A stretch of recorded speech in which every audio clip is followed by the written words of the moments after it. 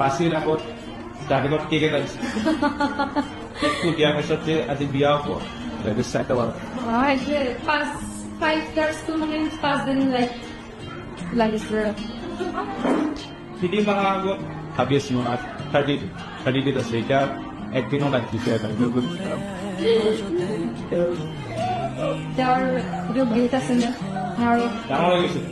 চব খৰচ বিয়ালে মানে ভাল গোটেই মানে চবতকে বেষ্ট গিফ্ট একদম লাইফত লাগিছে আৰু হিৰে হিৰে মোৰ ৰক্ত একা বেকা